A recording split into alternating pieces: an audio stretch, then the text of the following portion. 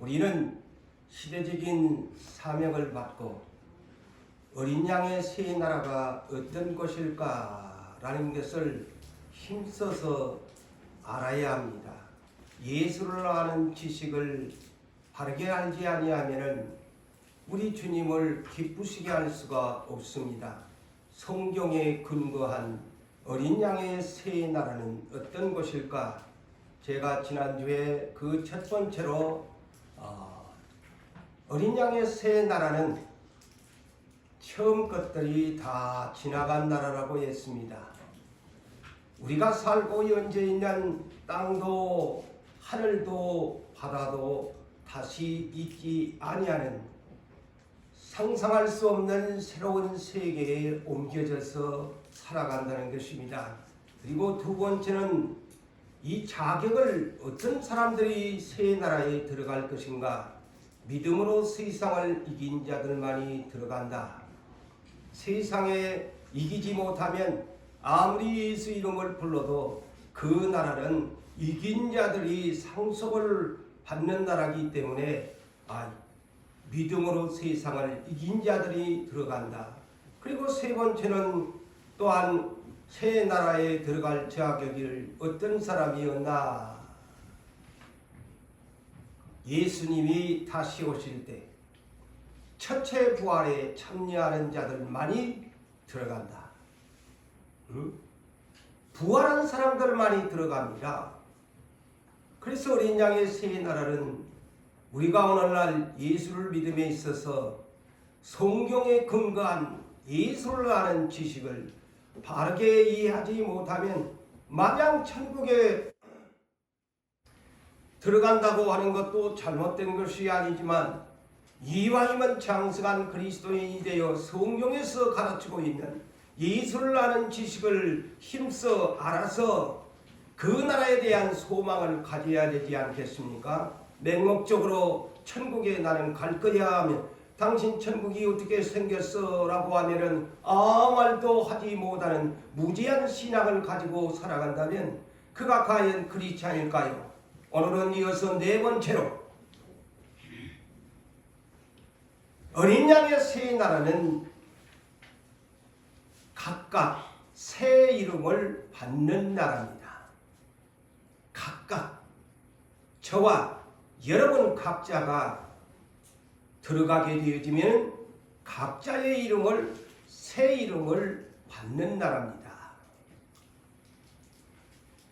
자, 우리 그리스도인들은 언제 우리 하나님께서 나를 알고 나를 선택하였고 애정하였을까? 물론 여러분들이 성경을 아시는 분은 이해할 수 있겠지만 다시 말씀을 드릴까요? 나라는 존재를, 여러분의 존재를 우리 하나님께서 언제 나를 선택하셨을까? 그리고 나를 언제 생명책에 기록하셨을까? 그것을 우리가 성경에서 가르치는 것, 지식을 알아야 되지 않겠습니까? 이는 에베소서 1장 3절에서 6절의 말씀에 기록하고 있습니다. 찬송하리로다 그랬어요. 왜 찬송을 불러야 하느냐? 하나님 곧 우리 주 예수 그리스도의 아버지께서 그리스도 안에서 하늘에 속한 모든 신령한 복을 우리에게 주셨는데 곧 창세전에 그랬어요. 이 세상이 만들어지기 전에 창세전에 그리스도 안에서 우리를 택하사. 자, 그래서 이 성경의 지식을 우리가 알아요. 창세전에 나라는 존재를 택했다. 그리고 우리를 사랑 안에서 그 앞에 거룩하고 흠이 없게 하시려고 그 기쁘신 뜻대로 우리를 애정하사 그랬어요. 우리를 애정하사 예수 그리스도로 말미암아 자기의 아들들이 되게 하셨다. 이는 그가 사랑하시는 자 안에서 우리에게 거저히 아들이 되게 하는 신령한 복을 주셨는데 그의 은혜의 영광을 찬송하게 하려는 것이라. 그래서 왜 우리를 선택했나? 왜 우리를 예정하여 하나님의 아들들이 되게 하셨나? 하나님을 찬송하게 하려. 그래서 이사야 43장 21절에 하나님이 우리를 지으신 목적이 뭐냐? 우리 하나님을 노래하기 위해서 지었다. 그래서 이 예배 드린다는 이 자체가 찬송을 안 부르면은 하나님이 보실 때에 네 지금 뭐하고 있나? 네 내 백성 맞나? 내가 너를 선택하고 예정하고 불렀는데 찬송을 네가 안 부른다면 되겠나? 역으로 그렇게 한번 생각해 보세요. 왜 나를 불렀는가? 왜 나를 선택했는가? 하나님이 찬송하고 경주회복 받으시려고. 그런데 오늘날 우리가 예배하는 것이나 기도하는 것이나 찬송하는 것을 하기 싫어하면 그 사람이 천국 가겠어요? 생각해 보세요. 천국 가겠어요? 너 세상에 70년 80년 죽었더니만 너 도대체 기도 생활 얼마나 했노? 예배 생활 일주일에 한 번 예배 드리고 천국 간다고 생각하나? 제 말이 아니에요. 이 성경을 보면 그래요. 우리를 선택한 목적이 그것인데 그 본분을 못하면서 그냥 예수 이름만 부르면 천국에 가는 무지한 자기만의 만족의 신앙을 가지고 산다는 것이 오만이고 자만이고 교만입니다. 그렇지 않아요? 아버지의 뜻대로 살아야 천국에 가는 것이지. 그렇다면 나라는 존재의 이름을 생명책에 언제 기록했을까? 시편 139편 13절에서 16절에 이렇게 기록하고 있습니다. 주께서 내 내장을 지으시며, 내장, 꼭 이 내장이라고 하니까 무슨 뭐 쉬운 말로 속된 말로 똥창살을 말하는 것이 아니고 내 이 5장 6부의 모든 것을 지었다. 주께서 내 내장을 지으시며 나의 모태에서 각자의 어머니에게서 나를 만드셨다. 내가 주께 감사하면 나를 지으시니 신묘 막치가다. 말과 같이 심히 기묘하다. 정말 놀랄 만큼 놀라운 신비한 육체를 만드셨다. 그렇지 않아요? 진짜 이 우리의 이 머리끝부터 발끝까지를 살펴보면 신묘막측하게 만들어 놨어요. 주께서 하시는 일이 기이함을 내 영혼이 잘 아나이다.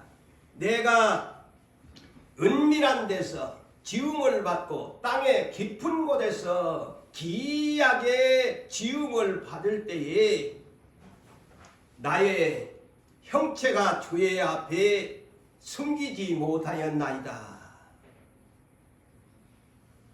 내 형질이 이루어지기 전에, 자, 잘 들어보세요. 내 형질이 이루어지기 전에 주의 눈이 나를 보셨다. 신기하지요?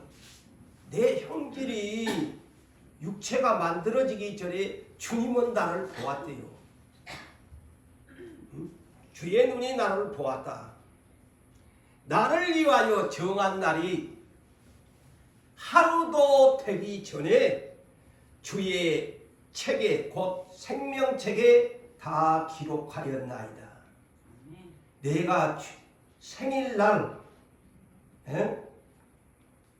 출생할 정한 날이 하루도 되기 전에 나라는 사람을 생명책에 다 기록하였다.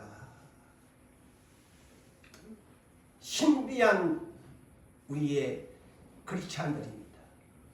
하나님, 이 세상에 많은 사람이 왔는데 저와 여러분들은 하나님이 생명책에다 기록한 사람이야. 그런데 이 세상에 많은 사람이 있어도 주님의 생명책에 기록되지 못한 불택자들이 얼마나 많아요. 그러니까 우리가 감사해야 되지. 나라는 사람은, 여러분들은 내가 태어나기도 하루 전에 생명책에 너는 예수 믿어야 할 사람이야, 예수께로 와야 할 사람이야, 천국에 가야 할 사람이야 라고 우리 하나님이 정하셨다는 거예요. 생명책에다가. 그런데 또 한 가지 역으로, 내가 아무리 생명책에 기록을 받았어도 한 가지 우리가 명심해야 될 것이 뭐냐? 아무리 하나님께서 나에게 생명책에 내 이름을 기록해 놨어도 내가 잘못하면, 범죄하면 나를 지워버린다는 것을 또한 명심하고 살아야 돼요. 이는 출애굽기 32장 33절에 모세가 이스라엘 약속받은 민족을 데리고 적과 꿀이 흐르는 가나안 땅으로 향해서 진군하는데 그들이 하나님 앞에 범죄하잖아요. 우상 숭배를 하잖아요. 금송아지를 만들어 놓잖아요. 그래서 하나님이 진노합니다. 진노하죠. 그래서 하나님이 뭐라고 합니까?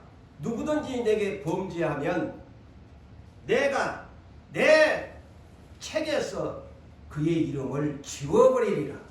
자, 하나님께서 주권자이기 때문에요, 이름을 기록한 것도 하나님의 은혜이지만 누구든지 내게 범죄하면 너의 이름을 내가 은혜로 내 생명책에 기록했지만 내 눈에 눈밖에 나면 너 이름 지워버리겠다.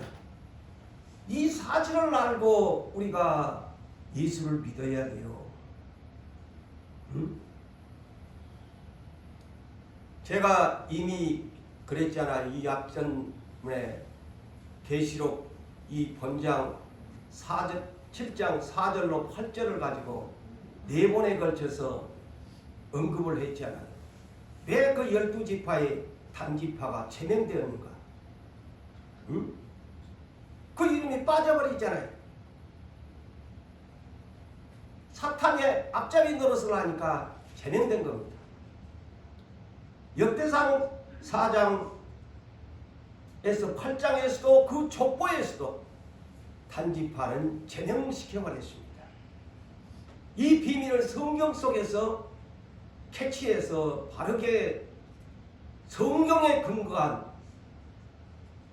족보에서 제외된 이것이 뭐냐?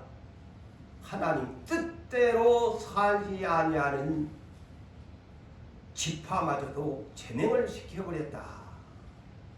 예수님의 12제자 중에서도 사탄의 앞잡이 노릇을 하니까 제자에서 비참하게 창자가 터졌어 자살해서 지옥으로 가는 가룟 유다를 우리가 생각해 봐야 합니다.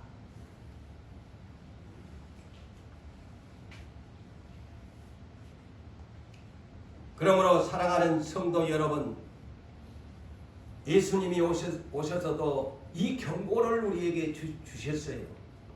우리 여러분이 가지고 있는 성경이 있잖아요. 마태복음 7장 21절로 23절에 주여 주여 하는 자마다 아무리 주님의 이름을 불러봤자도 주여 주여 하는 자마다 다 천국에 들어가는 것이 아니요 하늘에 계신 아버지 뜻대로 행하는 자라야 들어간다.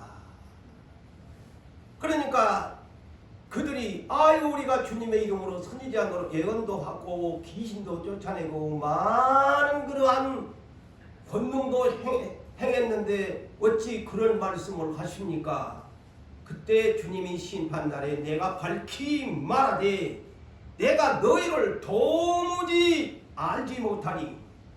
충격적인 말씀 아닙니까?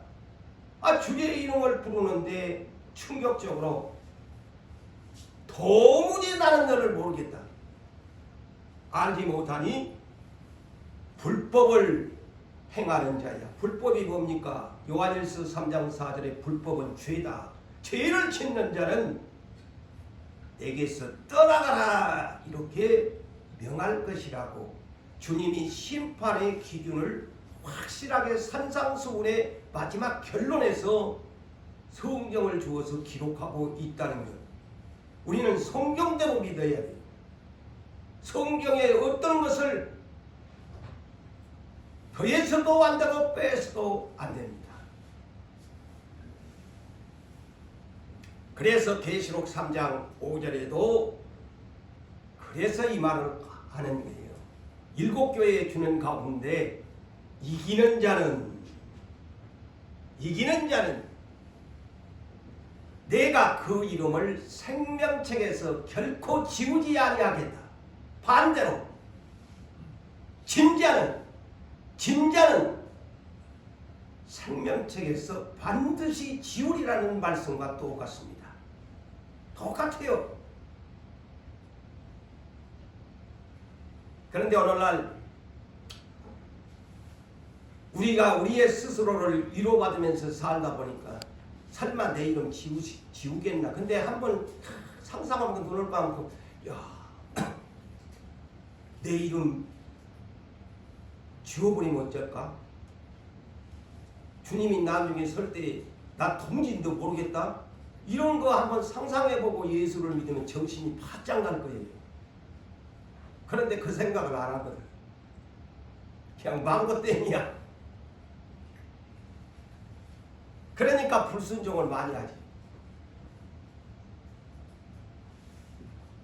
그러면서 주님이 이기는 사람에게는 생명책에서 너의 이름을 결코 지우지 아니할 뿐 아니라 내가 하나님 아버지 앞에서 천사들 앞에서 그 이름을 시인할 것이다.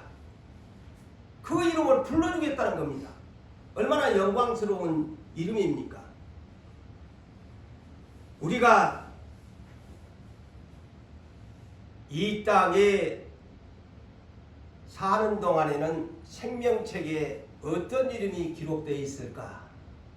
우리 부모가 하나님도 이 땅에 사는 동안에서는 하나님이 그 부모에게 맡겼기 때문에 그 부모가 지어준 이름을 하나님도 인정하십니다. 그래서 이 땅에 사는 동안에서는 그 부모가 지어준 이름, 이 땅의 동사무소의 주민센터에 올려진 이름 그대로 생명책에 기록을 했습니다. 이거를 상식적으로 아세요. 네가 이 땅에 사는 동안에 네가 부모가 지어준 것, 너희 나라의 그 서류에 주민센터에 기록된 그대로 하늘나라에도 너의 이름이 고재훈, 너의 이름이 그렇게 기록되어 있다. 그래서 저와의 이렇게 대화를 하다 보면요, 기도 가운데에다 저의 이름을 많이 불러줘요. 사랑하는 재훈아, 사랑하는 재훈아 하면서 그런 위로를 합니다. 그 이름을 인정해 주죠. 그러나 어린 양의 새 나라에 가면 나의 고재훈이라는 이름이 바꾸어집니다. 개명되어집니다. 이것을 우리는 성경의 근거에서 바르게 알아야 됩니다. 어디에 목사님 그런 말씀이 있나요? 계시록 2장 17절에 7교회에 보낸 편지에 명시되어 있습니다. 어떤 자에게? 이기는 자에게.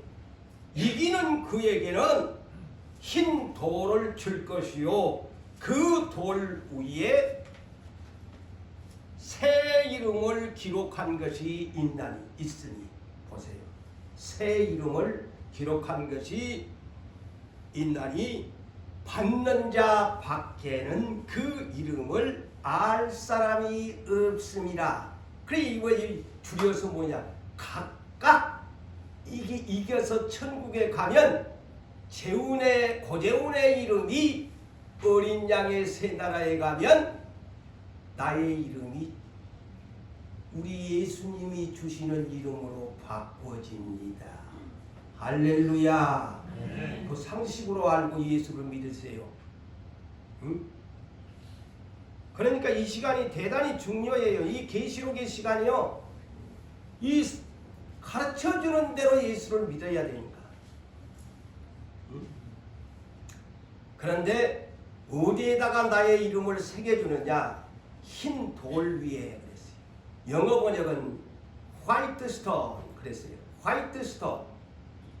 화이트 스톤에 뉴 네임을 붙여주겠다. 뉴 네임. 새 이름을 기록해 주겠다.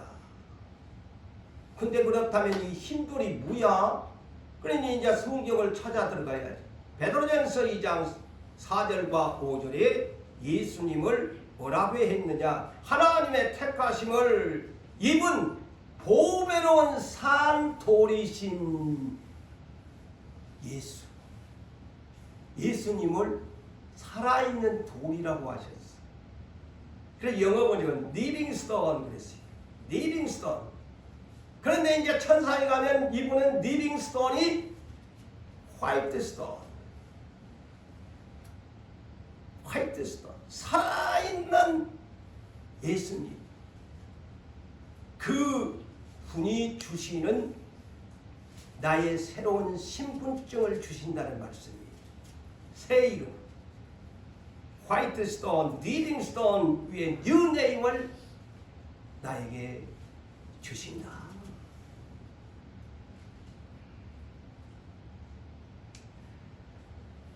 그래서 계시록 21장 27절에 자, 어린 양의 새 나라에 가면 누구의 신분증을 가져야 되느냐? 어린 양의 신분증을 가져야 돼. 그래서 오직 어린 양의 생명책에 기록된 자들만이 들어가리라. 들어가리라.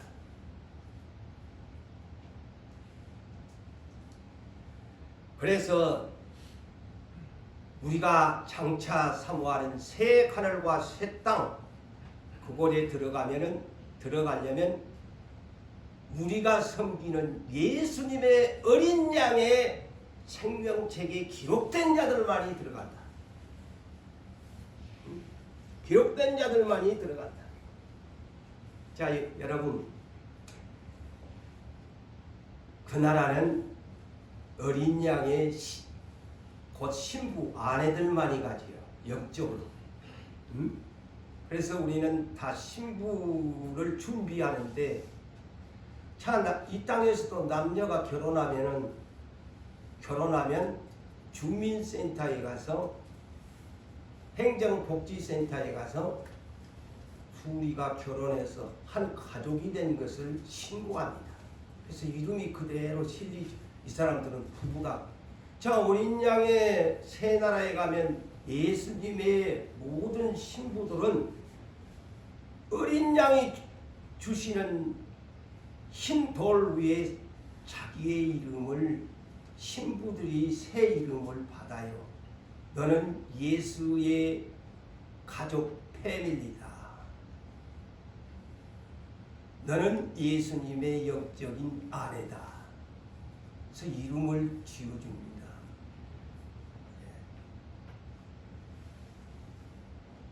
그렇다면 누가 예수님의 가족이 될 건가? 누가 예수님의 아내 신부가 될 것인가? 새로운 이름을 받을 것인가? 대단히 궁금하지 않습니까? 그런데 이 땅에서 이런 사건이 이미 교육적으로 이 성경에 기록하고 있습니다. 마태복음 12장 46절에서 50절에 주님이 나의 패밀리가 되려면 이렇게 해야 된다고 가르쳐 줍니다. 예수님이 복음을 전파하면서 어느 집에서 열심히 강론을 하시는데 예수님의 모친 마리아와 그의 동생들이 밖에 서서 기다리고 있었습니다. 그래서 한 사람이 예수께 강론하고 있는 예수님에게 보소서, 당신의 어머니와 동생들이 무슨 말을 하려고 지금 밖에 서 있는데 좀 아는 척을 좀 해줘야 안 되겠습니까? 지금 기다리고 서 있습니다. 그러니까 예수님이 뭐라고 했겠어요? 누가 내 어머니고 누가 내 동생이냐? 그러면서 옆에 함께 있는 제자들을 손으로 가리키면서, 그래서 제자가 되어야 된다는 거예요. 예?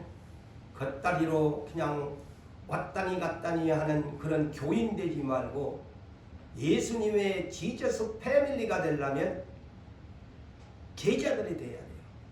제자들을 손으로 가르치면서, 보라!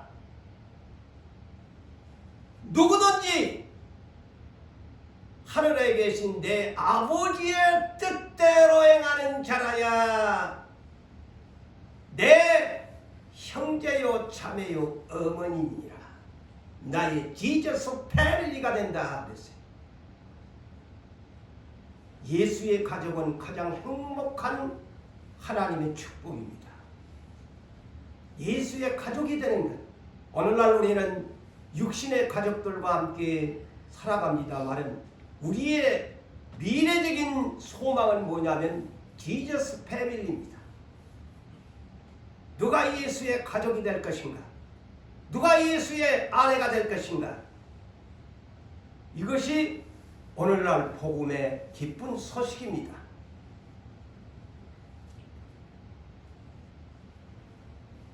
그러므로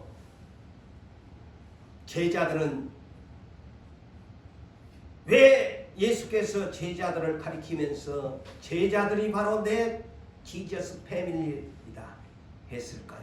주님이 원할 때 모든 것을 버려두고 예수를 제1순위로 사랑했기 때문입니다.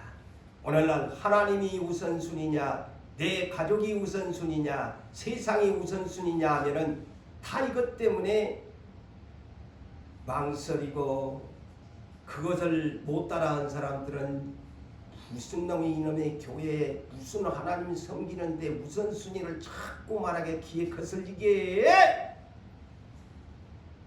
믿음이 안 떨어진 사람은 그래요. 부딪혀요. 거부감이 옵니다. 그런데 예수님은 방금도 그러잖아요. 누가 내 가족이냐? 저 봐라. 저 제자들이 내 가족. 무슨 우리 육신의 동생이고 어머니고 누구들은 그렇게 보겠지만 나는 아니야. 나는 아버지 뜻대로 행하는 사람이 내 가족이야. 예수님이 당연히 그렇게 말씀하신 것을 제가 만든 말입니까? 그런데 또 이걸 못 받아들인 사람은 거부감이 오는 거예요. 이 성경에서 가르쳐주는데 그런 설교는 안 듣기를 원해. 그렇지만 해야지. 바르게 천국 가려면 바른 성경관을 가지고 예수를 믿어야지. 여러분의 비 맞히는 설교 나도 얼마든지 할 수 있어. 이렇게 하면 복 받습니다. 건강합니다. 맨날 그거 만들어 할 수 있어. 그렇지만 내 사명이 그게 아니야. 다섯 번째로 어린 양의 새 나라는 어떤 것? 아까는 새 이름으로는, 이제는 다섯 번째는 새 언어를 사용하는 나라입니다. 새 언어를 사용하는.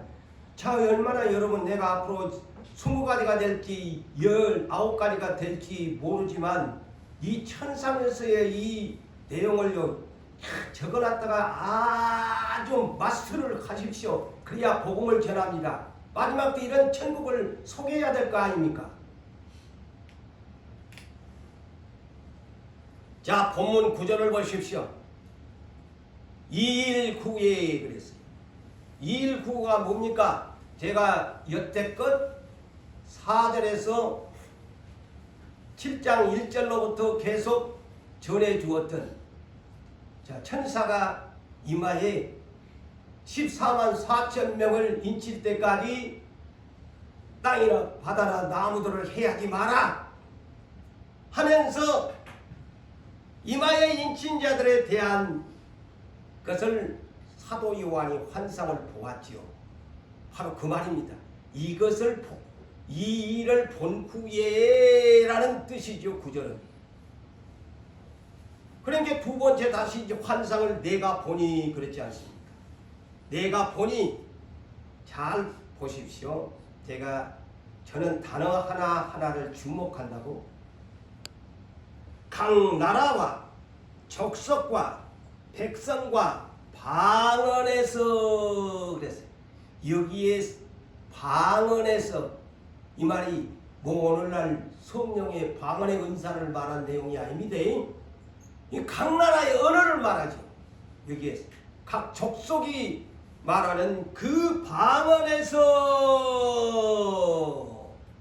흰옷을 입은 큰 부활한 무리를 보는 대목을 9절에서 지금 소개합니다. 그런데 계시록의 특징이 또 이 9절에서 내가 족속과 백성과 나라와 방언에서 그랬죠. 그런데 계시록의 특징이 바로 방언에 대한 특징이 많이 기록되어 있습니다. 그래서 제가 새 언어를 언급하는 겁니다. 자, 계시록 10장 11절에 이것을 언급합니다. 자, 사도 요한이 작은 두루마리 즉 요한 계시록을 천사가 먹어버리라고 하는 장면이 계시록 10장에서 나오고, 작은 두루마리 그 요한 계시록을 말해. 요한 계시록을 네가 먹어버려라. 그러면 처음에는 달지만 나중에는 쓸 거다. 왜? 전해야 되니까. 그런데 그 11절이 이렇게 기록되어 있습니다. 내게 천사가 말하기를 너가 많은 백성과 나라와 방언과 각 나라의 언어와 이 말입니다. 방언과 임금에게 다시 애언하여야 하리라. 보십시오. 이 땅에서는 각종의 나라의 언어들이 있어요. 그래서 방언이라고 기록합니다. 근데 요한계시록을 네가 다시 애언하여야 하리라. 그래서 7교회에 편지를 써서 보냈습니다. 그렇다면 오늘날 이 시대의 요한계시록을 오늘날 시대의 종들이 이것을 다시 언어를 따라서 족속에게 다시 애언하여야 한다는 말씀이기도 합니다.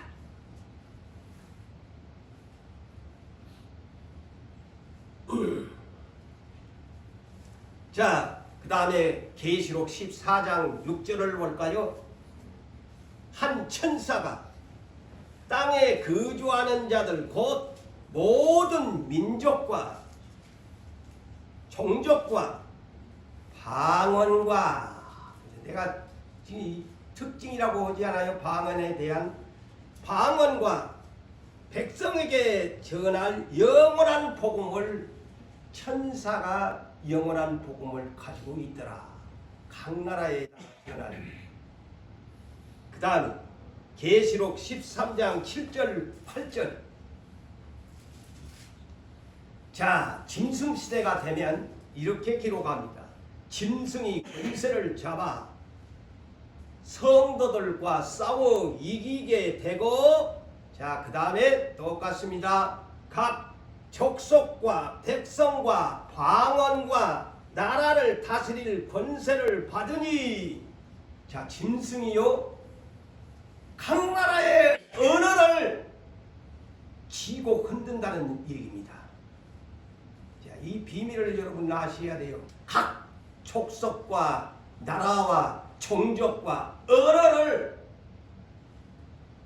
방언, 각 나라의 언어를 다스리는 권세를 짐승이 얻게 된다. 예? 알았지요?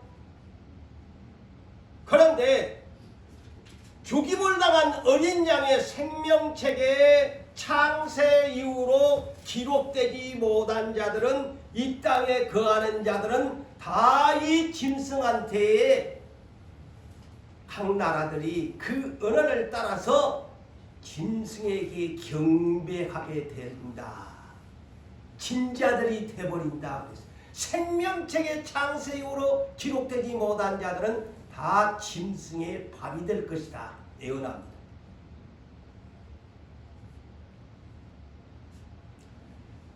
제가 알아본 결과, 그렇다면 이 땅에 나라는 몇 개국이나 될까요? 현재 195개국입니다. 알아놓으세요. 상식적으로.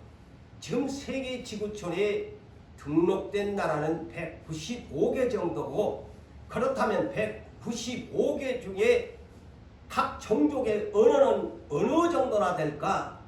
사투리를 제외하고 약 방언이 7,000여 가지가 된다고 합니다. 그런데 짐승이 시대가 되면 이 언어를 장악하고 온 세상을 다스리게 됩니다. 네? 7,000여 개가 된다. 언어가. 그만큼 많아요. 그런데 이제 오늘날 지금 미디어 시대가 되고 SNS 여러분이 가지고 있는 지금 핸드폰을 가지고 있죠. 그 다음에 또 요새 이제 우리나라도 AI 3대국이 되기 위해서 미국, 중국에 의해서 우리나라도 AI에 되기 위해서 지금 그런 시대가 됐습니다. 미디어, SNS, AI의 시대에 소통이 됩니다. 소통이 가능하지 않습니까? 그러나 이제 좀 연로한 분들은 아직 미디어 시대에 살고 있지만은 뭐 이거는 저 역시도 마찬가지입니다만은 이것에 대한 작동을 못하게 되어지면 아무리 AI 시대가 되어도 그것을 이해하지 못하고 소통이 불가합니다. 그렇지만 오늘날 여러분이 가지고 있는 스마트폰만 가져도 SNS를 가지고서 얼마든지 AI와 함께 언어를 소통할 수 있는 시대가 됐어요. 그만큼 빨라지는데 짐승의 시대가 되면 이 비밀이 이 AI가 나중에 짐승이 언어 소통의 도구로 사용할 것입니다. 이 비밀을 아셔야 됩니다. 내가 처음 얘기하는 거예요. 그렇다면 왜 세상에 이렇게 지금 현재 지구상의 언어가 방언이 7,000여 개나 이렇게 종족이 사용하는 것이 생겼을까? 그러면 성경에서의 그 근원을 찾아야 합니다. 이는 창세기 11장 1절에서 9절에 나와 있지요. 자, 성경에서 온 땅의 언어가 하나였다. 잘 들어야 합니다. 성경적인 근거에 의해서 이 계시록을 풀어야 됩니다. 온 땅의 언어가 하나요, 말이 하나였다. 자, 최초에는 언어가 하나였다고 성경은 증명합니다. 아셔야 돼. 처음부터 이렇게 된 거 아니야? 그러면 대충 여러분이 이제 감을 잡으셨는데, 자, 홍수 이후에 사람들이 이제 동방으로 이동을 합니다. 그러다가 어느 날 신할 평지가 눈앞에 착 보니까 그들이 야, 여기에 정착해야 되겠다 하면서 그들이 신할 평지에다가 성읍을, 도시를 건설하고 탑을 쌓자고 제안을 합니다. 그러면서 서로 말하되, 자, 우리가 벽돌을 견고하게 굽다. 그때만 해도 이렇게 벽돌이라는 단어가 나옵니다. 돌로 그냥 돌단을 쌓자는 것이 아니고 벽돌을 역청을 발라. 역청이 뭡니까? 기름 새카만 아스팔트 까는 그 역청이에요. 원유. 이 역청을 발라가지고 벽돌을 견고하게 해가지고 성읍과 탑을 쌓자. 그런데 이 탑을 쌓는데 이제 우리는 흩어지지 말자. 흩어지지 말고 참 탑을 높이 하늘에까지 쌓아가지고 그때 당시 엄청난 이 사람들이 이 건축법이 탁월한 것 같아요. 아유 어떻게 역청을 발라가지고 그냥 벽돌을 그냥 우리는 그때 당시로 뭐 원시적인 사람들이 무학한 건데 이 성경을 보니까 아주 그냥 문명이 뛰어난 사람들이야. 그러니까 하나님도 충격을 받은 거야. 이 성경을 보니까 온이 저놈들이 하면서 삼위 하나님이 저것들이 신한 평지에서 안 흩어지고 아니 역정을 바르고 벽돌을 하늘에까지 쌓다고 하나님도 충격을 받아가지고 삼위 하나님 야 우리가 내려가 보자. 그래서 성경 우리가 내려가 보자. 하나님도 충격받은 거야. 저것들 가만 놔두면 안 되겠네. 그래서 하나님 삼위 하나님이 야 이들을 흩트러 방법 저 바벨탑을 쌓지 못하게 하는 방법이 뭘까? 언어를 혼잡하게 만들어버리지. 그래서 인류가 오늘날 현재 7,000개의 방언이만 이렇게 인류가 이렇게 만들어진 것이 아닌가. 응? 그래가지고 하나님이 공사를 하는데 하나님이 자 그래서요 언어의 주인도 하나님이시다. 최초에 언어가 하나였는데 말이 하나였는데 이 교만한 이 백성들이 하나님의 뜻대로 안 흩어져. 하나님의 뜻이 뭘까요? 사방의 홍수 이후로 흩어져서 번성하기를 원하는데 하나님의 뜻을 거역하는 거야. 한 번에서 모여 산다는 거야. 그러니까 하나님이 이놈들 건방진 놈들이 나는 이 지구를 이렇게 크게 만들어놨는데 지구들끼리만 그곳에서 산다고 하니까 하나님의 계획이 어긋나잖아. 내가 쉽게 지금 얘기를 하는 거야. 저것들을 흩어버려야 되는데 씨를 온 지구촌에 좀 미국에도 보내고 유럽에도 보내고 막 아시아에도 보내고 막 보내야 되는데 이것들이 한 곳에서 안 간다는 거야. 그래서 언어를 혼잡하게 그래서 언어의 이 방언을 하나님이 그때 주신 거야. 알아듣는 언어를 만드신 거야. 이 하나님이 신기한 하나님 아닙니까?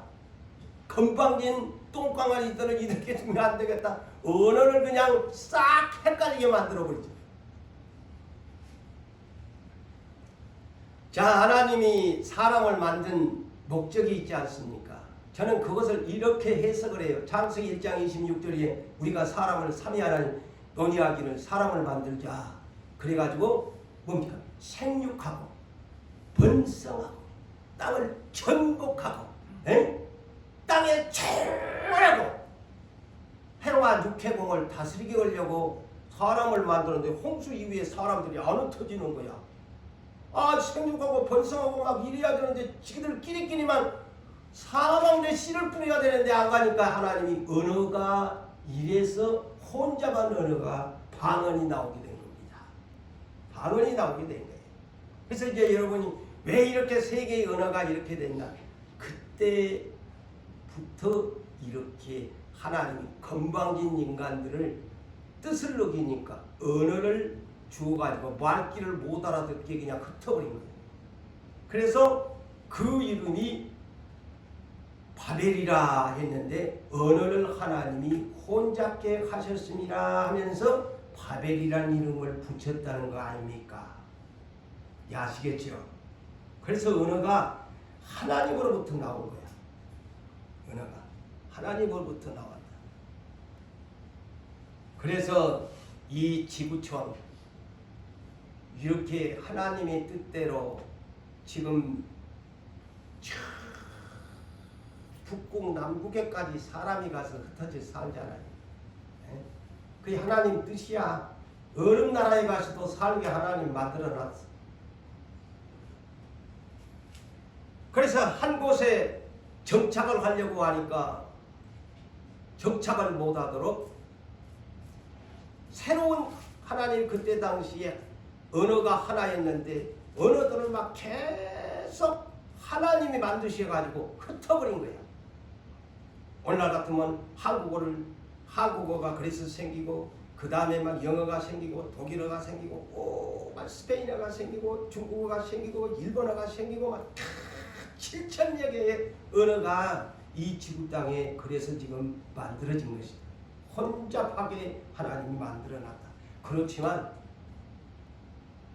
나중에는 언어가 하나로 묶어집니다. 그게 어디냐? 새 하늘과 새 땅이 언어가 통일됩니다.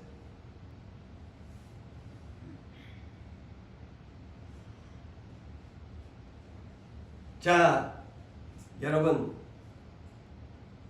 고린도전서 12장 8절에서 11절을 보면은 성령의 9가지의 은사가 있지요.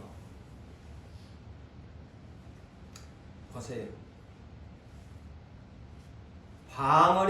각종 방언의 은사, 각종 방언을 통역하는 은사, 이것이 하나님에게서 나온 겁니다.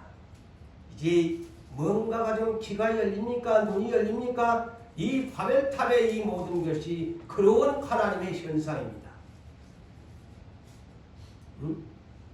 이 성경을 깊이 들어가 보면, 그래서 오늘날 이 성령의 9가지 은사 가운데 각종 방언의 은사, 각종 방언을 통역하는 은사가 하나님이 그와 같이 언어를 주셨기 때문에 또한 그것을 통역할 수 있는 은사, 또 우리가 전혀 알아듣지 못하는 그 하나님만이 만드시는 방언의 은사를 우리 그리스도인들에게는 체험적으로 주시고 있다.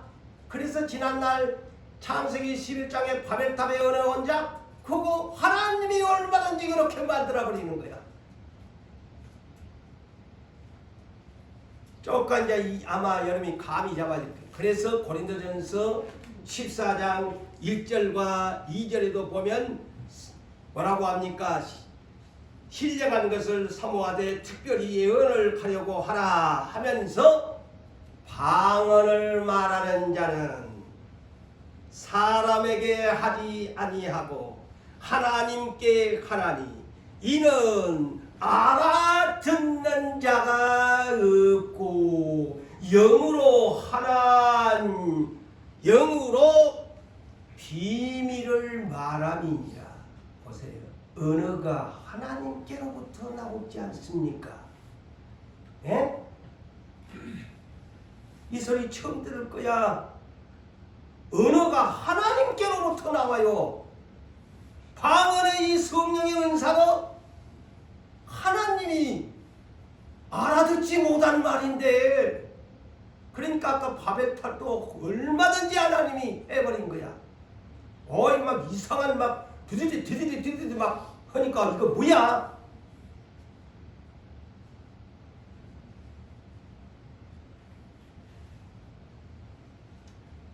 그런데 이 땅은 온전한 것이 아닙니다. 그렇기 때문에 그랬습니다. 그래서 고린도전서 13장 8절에서 12절을 소개합니다. 저는 성경만 뽑아갖고 오잖아요. 누가 척을 못하게.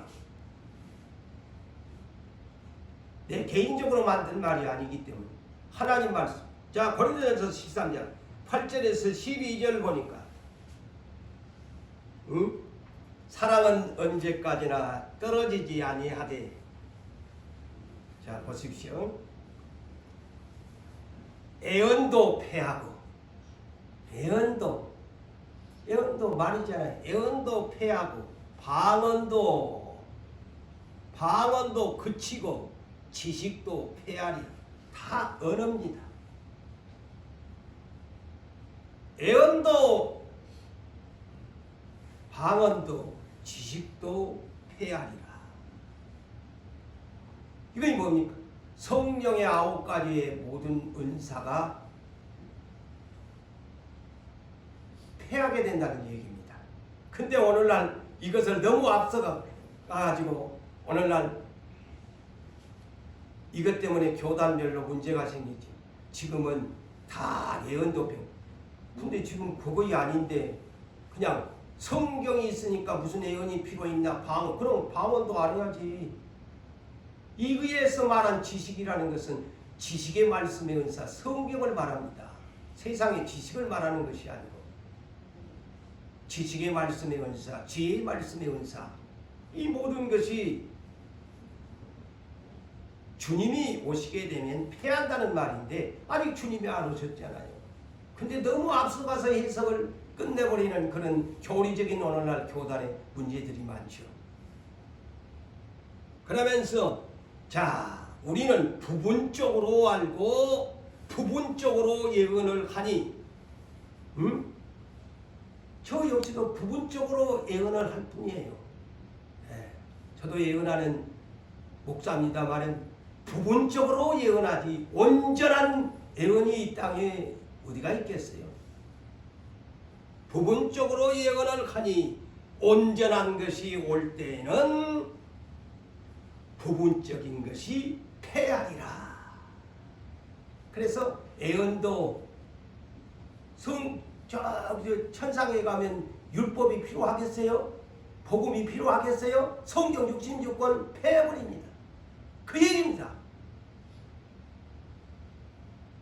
거기 가면 무슨 이 율법이 구약 성경이 신약 복음서가 필요해? 다 구원 얻어가지고 천상에 가는데 하나님의 새로운 그런 나라로 다스리지요. 땅에서만 성경이 필요하죠. 예언이 필요하죠. 방언이 필요하죠. 그러면서 이런 말씀을 합니다. 내가 어렸을 때는 바울이 말합니다. 내가 어렸을 때는 말하는 것이 어린아이와 같고 깨닫는 것이 어린아이와 같고 생각하는 것이 어린아이와 같다가 장성한 사람이 되어지면 어린아이와 같은 것을 일을 버리게 되지요. 그게 무슨 말입니까? 예수님이 이 땅에 우리를 부활시키려고 온다면 그 부활을 한 사람은 다 장성한 사람이 되어버린다는 겁니다. 할렐루야. 그때 그런 사람들이 무언 세상에 이런 일이 필요가 있겠나 다 패해버리지. 그 얘기입니다. 우리가 지금은 거울을 보는 것 같이 희미하지만 그때에 이 말은 예수님이 재림하여 오실 때면 얼굴과 얼굴을 페이스 투 페이스 예수님의 얼굴을 직접 보게 된다. 지금은 내가 부분적으로 알지만 그때에는 주께서 나를 아신 것 같이 나도 그랬어요. 내가 온전히 알리라. 아멘. 성경은 그렇게 가르쳐요. 지금은 희미하게 하지만은 예수님이 천상에서 나를 아는 것이 나도 이제 예수님이 부활시켜 놓으면 나도 예수님처럼 온전히 알리라. 성경에서 말하네요. 신령한 사람이 되어버린다는 거예요. 신령한 사람. 부활의 신령한 사람. 뼈와 살이 있는 예수님과 같은 신령한 사람. 그 나라에 새로운 언어를 사용하게 됩니다. 방언도 그치고 이 땅에서 있던 모든 것 다 그치고 이제는 그곳에는 생육하고 번성하는 것도 아니요 취직하고 장가가는 것도 아니요 천사와 같이 사는데 그 어린 양의 새 나라는 만국이 하나 된 통일된 하나의 언어를 사용하는 나라가 된다. 복잡할 필요가 없는 나라. 어디든지 공간을 초월해서 갈 수 있는 새 예루살렘 성 수도로 삼고 살아가는 나라가 된다는 것입니다. 그래서 한 성령 안에서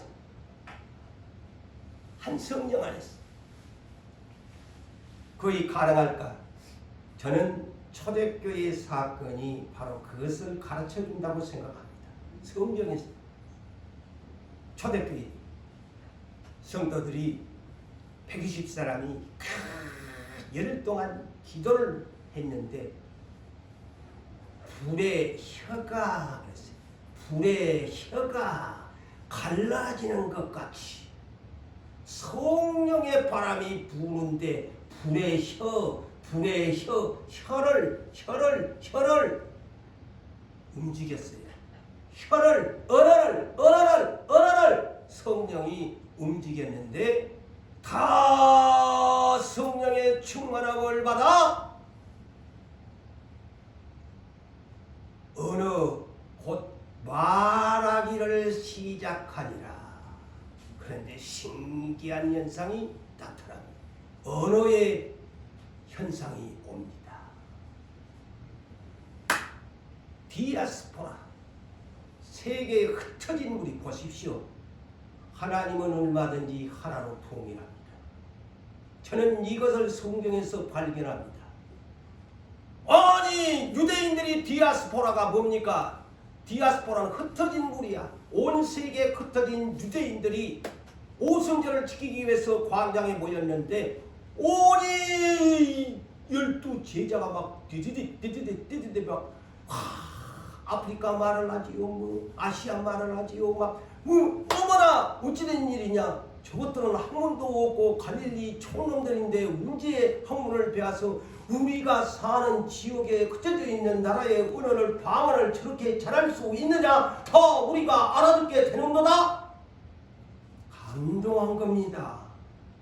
그 누가? 하나님이 언어를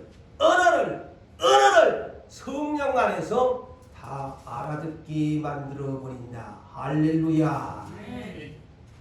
말씀을 맺습니다.